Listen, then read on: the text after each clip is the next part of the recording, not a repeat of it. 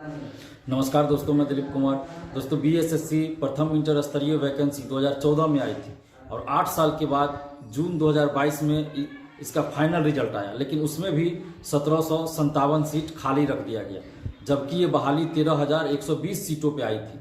तो बीएसएससी को चाहिए था कि 13,120 अभ्यर्थियों का फाइनल मेरिट लिस्ट जारी किया जाता, लेकिन बीएसएससी ने ऐसा नहीं किया और 1757 सीट खाली रख दिया, जबकि 1778 अभ्यर्थी जो काउंसलिंग करा चुके थे उनको मेरिट से बाहर कर दिया गया और वो अभी दर दर की ठोकरें खा रहे हैं, यहाँ से वहाँ चक्कर लगा रहे हैं।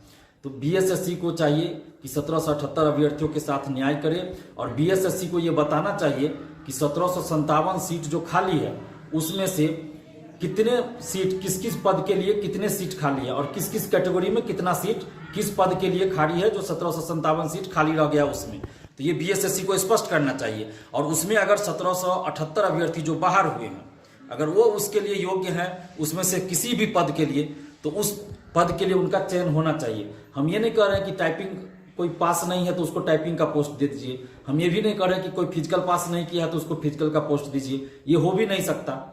जो फिजिकल का पोस्ट है, जो फिजिकल पास किए रहेंगे उन्हीं का सिलेक्शन फिजिकल के पद पे होगा, जो टाइपिंग पास रहेंगे उन्हीं का सिलेक्शन टाइपिंग वाले पोस्ट पे होगा, ये सभी जानते हैं। लेकिन अगर कोई अभ्यर्थी ऐसे हैं जो टाइपिंग पास हैं और सीटें खाली है और 1778 में शामिल है, तो उनको उस पद पे चयन किया जाना चाहिए। यानी कि मेरा इतना बीएसएससी से यही मांग है कि 1757 सीटें जो आपने खाली रखा उसमें से आप ये बताइए कि किस कैटेगरी में किस पद के लिए कितना कितना सीट खाली है और 1778 अभ्यर्थियों के साथ आप न्याय कीजिए। और अगर जरूरत पड़े, हम ये मांग कर रहे हैं कि आप 13,120 पदों को भरिए।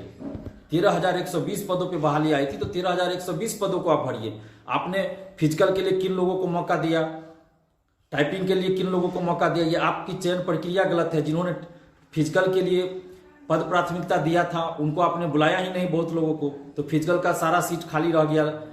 40 या 45 सीट ही फिजिकल का भरा है, 600 के लगभग फिजिकल का सीट खाली ही रह गया है। तो आपकी जो चयन प्रक्रिया है वो बिल्कुल ही गलत है, तो अभी भी आप सुधार कीजिए। और 13,120 पदों पे बहाली आई थी, इसलिए आप 13,120 पदों पे बहाली को पूरा कीजिए। हम ये मांग कर रहे हैं कि 13,120 सीट को आप भरिए, चाहे उसके लिए आपको सेकेंड काउंसलिंग कराना पड़े तो सेकेंड काउंसलिंग कराइए, थर्ड काउंसलिंग कराना पड़े तो थर्ड काउंसलिंग करवाइए, वेटिंग लिस्ट जारी कीजिए, लेकिन 13,120 पदों पे आप इस बहाली को पूरा कीजिए। 13,120 युवाओं को नौकरी मिलनी चाहिए, क्योंकि 8 साल से हजारों युवा इसमें लगे हुए हैं। हजारों ऐसे युवा हैं जिनकी उम्र समाप्त हो गई, कहीं भी अब सरकारी नौकरी के लिए वो फॉर्म भी नहीं भर सकते और यहाँ सीटें खाली है, फिर भी आप नौकरी नहीं दे रहे हैं। तो ये बहुत बड़ा अत्याचार है, अनर्थ है और बिहार के युवाओं के साथ अन्याय है। तो ऐसा नहीं होना चाहिए। और जो लोग सिलेक्ट हो चुके हैं वो लोग भी, बहुत सारे लोग ज्वाइन नहीं किए हैं, जिनका बीपीएससी में हो गया, बिहार दरोगा में हो गया या कहीं और हो गया, तो ऐसे लोग ज्वाइन नहीं किए हैं। और जो ज्वाइन भी किए हैं उसमें से भी बहुत सारे लोग छोड़ने वाले हैं। तो ऐसी परिस्थिति में 2,000 सीटें और खाली रह जाएगी, तो लगभग 4,000 सीटें इस बहाली में खाली हो जाएंगी। तो इसलिए बीएसएससी को चाहिए कि वेटिंग लिस्ट भी जारी करे और 1778 अभ्यर्थियों के साथ न्याय करे। अगर इसमें से जो भी जिस पद के लिए योग्य है, हम ये नहीं कह रहे हैं कि आप गलत तरीका से सिलेक्शन कीजिए, नहीं, सही प्रक्रिया से, सही नियम से, कानूनन जो सही है उस नियम का पालन करते हुए आप 13,120 पदों को भरिए।